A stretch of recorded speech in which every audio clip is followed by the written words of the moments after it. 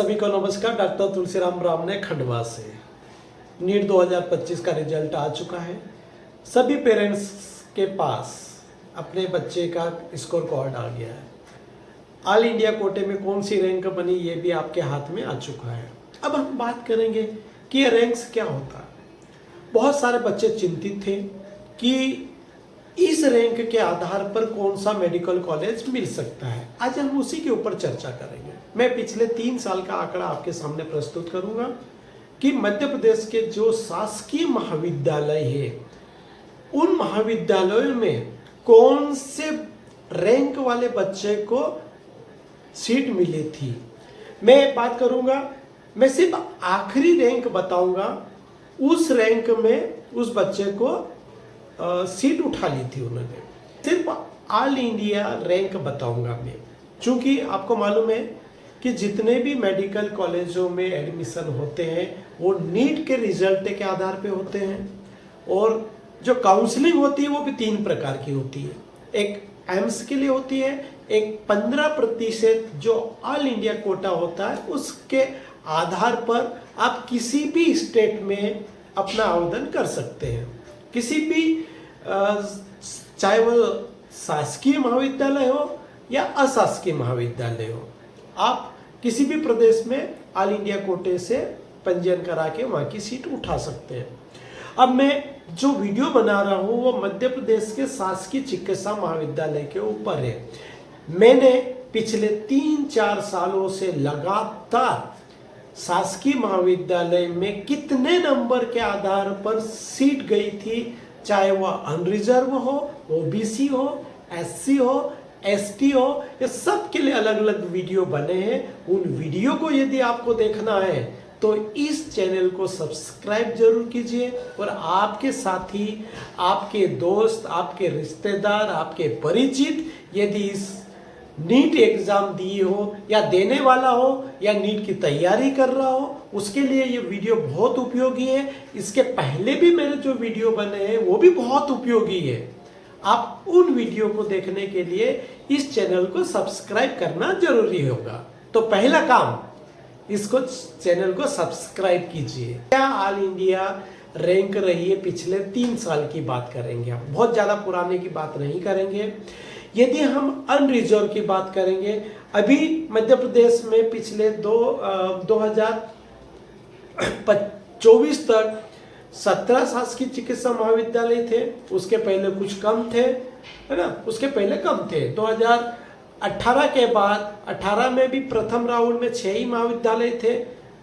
उसके बाद कुछ 3 शासकीय चिकित्सा महाविद्यालय की वृद्धि हुई थी। अभी वर्तमान में 17 है और अभी डीएमई की साइट पर 2025 में हो सकता 1-2 शासकीय महाविद्यालय और जुड़ जाए तो कट ऑफ थोड़ा सा नीचे जाने की संभावना है। हम यहाँ सिर्फ ऑल इंडिया रैंक के आधार पर बात करेंगे, नंबर के आधार पर नहीं बात करेंगे। मेरे पुराने जो भी वीडियो है वो नंबरों के आधार पे है। चूंकि अलग अलग काउंसलिंग होती है तो कुछ नंबर वाले बच्चे ऑल इंडिया में भी चले जाते हैं, एम्स में भी चले जाते हैं, और जो बच्चे कुछ जो 85% मध्य प्रदेश का जो कोटा है वहाँ पर एडमिशन लेते हैं। हम बात करें अनरिजर्व में 2022-23 में जो जितने महाविद्यालय थे, शासकीय महाविद्यालय थे, उसमें से जो आखिरी बच्चे को जो सीट उठाई थी वो 43,288 की रैंक थी। उसी प्रकार 2023-24 में जो जितने भी शासकीय महाविद्यालय थे, जो आखिरी जो सीट उठाई थी वो 50,870 है। और यदि हम 24-25 की बात करेंगे तो जो आखिरी ऑल इंडिया रैंक थी वो 49,302 है।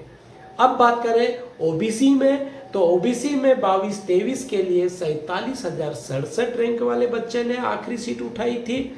और 23-24 की बात करेंगे तो 52,118 और 24-25 की बात करेंगे तो 50,211 रैंक वाले छात्र ने मध्य प्रदेश के शासकीय चिकित्सा महाविद्यालय की आखिरी सीट उठाई थी।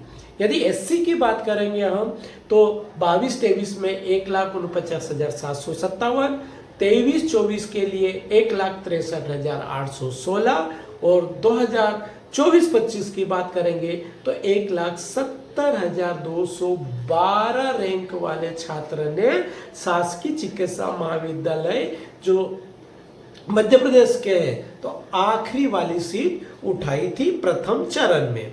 यदि हम एसटी की भी बात करेंगे तो जो 2023-24 में 3,27,507 और 2024-25 में जो आखिरी सीट थी शासकीय चिकित्सा महाविद्यालय की 3,57,100 रैंक वाले छात्र ने सीट उठाई थी। अब मैं ये रैंक पे क्यों बात कर रहा हूं, अब मूल बात पे मैं आ रहा हूं। मैंने आपको सब आंकड़े प्रस्तुत कर दिए। आप लोग सोच रहे होंगे कि मेरे नंबर इतने हैं। नंबर तो देखना ही देखना है, साथ में आपकी रैंक भी देखना है, क्योंकि रैंक ही हमारा एडमिशन का आधार बनती है। कई बच्चे पर चिंतित होते हैं कि पिछले साल ऐसा हुआ था तो इस साल क्या होगा। चिंता करना जरूरी है ना, चिंता करना जरूरी है। मैं बार बार कहता हूं, बच्चे बोले क्या चिंता करना, चिंता चिता के समान होता। नो, हमें जानकारी होना चाहिए। जब तक आप चिंता नहीं करोगे तो जानकारी कहां से मिलेगी। तो इसलिए सबसे पहले आप मेरे एक पुराने वीडियो भी देखो, उस पर देखो कि कौन से नंबर के आधार पर क्या कॉलेज मिल रहा है। रैंक का आप लोग सब जानते हैं। पिछले साल 2024 में 720 में से 720 नंबर लाने वाला बच्चा एक नंबर पे था, और ये 2025 की बात करेंगे तो 686 नंबर लाने वाला छात्र नंबर 1 रैंक पे है। तो कितना अंतर हो जाता है। तो आप रैंक के आधार पर देखिए, मेरा वीडियो को बार बार देखो और आप पता लगाइए कि कौन से साल में कौन से रैंक वाले बच्चे ने जो प्रथम चरण के आवंटन था वो आखिरी सीट उठाई। यदि उसके अंदर अपन आ रहे हैं तो निश्चित है आपको सीट मिलने की संभावना है। मैं ये गारंटी नहीं बोलता, क्योंकि ये रैंक ऑल इंडिया की रैंक है। नंबर रैंक ऊपर नीचे होती रहती है। जैसे आप ये आंकड़े में देखेंगे तो किसी में 5,000 का अंतर आया, किसी में 3,000 रैंक का आधार अंतर आया।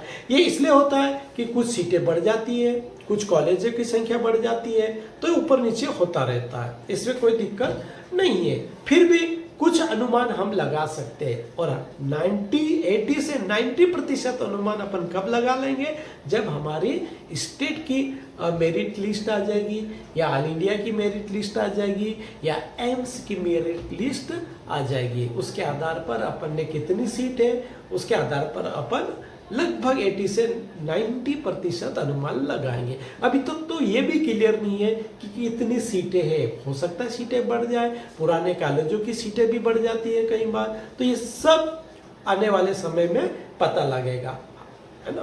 तो ये सभी चीजें अपन को जानने की जरूरत है।